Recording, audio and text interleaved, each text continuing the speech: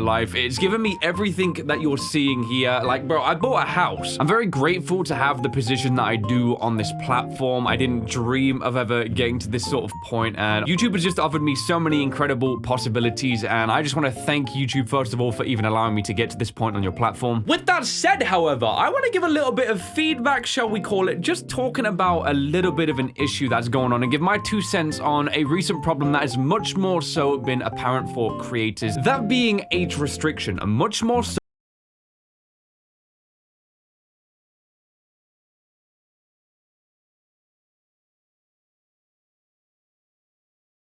Opera GX is the greatest browser that everyone should be using. If your computer runs like this, or seems... You're just sitting there with it in limbo, wondering if the next thing you upload is actually going to get flagged as well, and you're second guessing everything.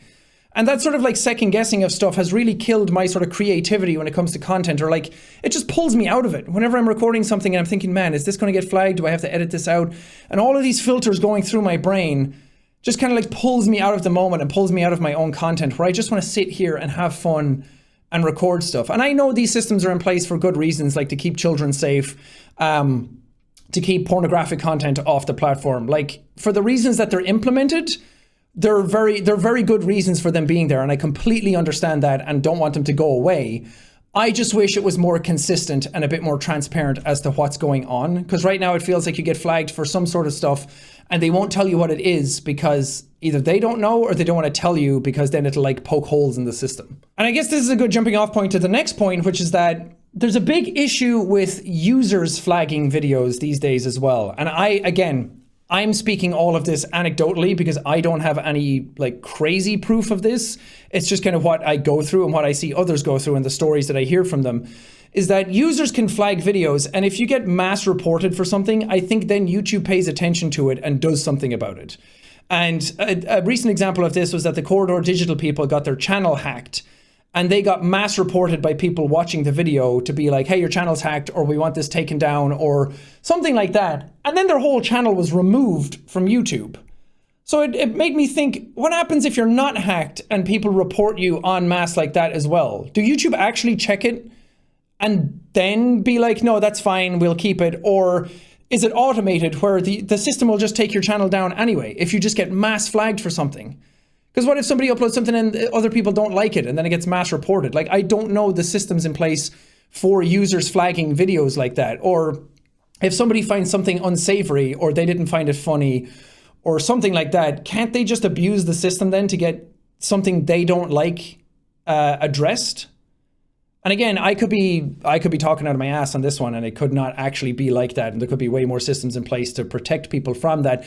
But again, I don't know. And the fact that I don't know in these scenarios, and I'm guessing, is a massive problem. We should know, especially as people on this platform that are like all these massive creators that are bringing in so much revenue for YouTube. And the fact that we don't know exactly how you address these types of things, I think is a really big problem. Because this happened a while ago as well, between Charlie and Mark as well. And again, people keep saying this, poor Mark keeps getting dragged into all of this stuff, but it's a very good use case scenario because in YouTube's eyes, it seems like Mark can do no wrong these days. And I don't know why, but it seems like, so I've gotten stuff flagged before where Mark hasn't.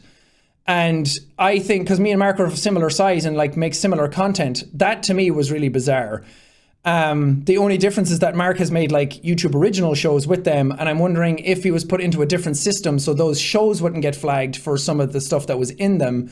So now other stuff kind of gets a bit more leeway on it. Again, I don't know. I could be talking out of my ass, and I don't want to put instances in place that aren't actually happening. But it's kind of hard not think about these things from this perspective. And I would love to be able to talk to someone at YouTube about this more in depth and see exactly, like, get some actual honesty out of it instead of being talked to in riddles. But this happened with Mark and Charlie before, where Charlie uploaded a video with the same clip that Mark reacted to years ago, and Charlie's video got a strike. It wasn't just like a claim. I think he legitimately got a strike on his channel, which is like the 3 strikes and you're out rule. And Mark didn't. So Mark made a video about it being like, where's my strike? And instead of addressing the problem and being like, oh yeah, we're inconsistent and that sucks and we're sorry, they just give Mark a strike. It's like, that's not the solution. That's not what we were talking about. And that's not the solution here either. We're not saying everybody should be flagged now because we're talking about it. It should be, maybe everyone should be flagged for the same things all the time, so it's consistent across everybody's channels and no one is being prioritized. No one's getting favoritism, or is the system just missing things, which is also a big problem. Like, what is actually going on? We don't know. And that's really disheartening to upload content. Like, there's sometimes when I'm like, I don't know if I should upload that because I don't know if it'll actually like go into the system. I don't know if it'll do well. I don't know if YouTube will actually serve this up to people. I don't know if it'll get flagged. I don't, like, all these things going through my head. And then it's just like, well, I just don't want to upload it now because it just killed the fun in uploading my own content. And that's why I make content, is just for the fun of it, just to like get out of my own head, a piece of escapism, to have fun with everybody at home. But the fact that like this year I've had to second guess absolutely everything I'm doing, down to like titles and thumbnails, because that's the new meta with everything. It's like you have to think of a title first and then think of a really slapping thumbnail that like clickbaits people into your video, instead of just having it be like, hey, I'm uploading an hour of this video that's a game and it's fun, and I just want to do it casually and like sit back, relax, and actually have my stuff served to the same people that it was always served to before. And now suddenly it's just vastly different. I don't get it.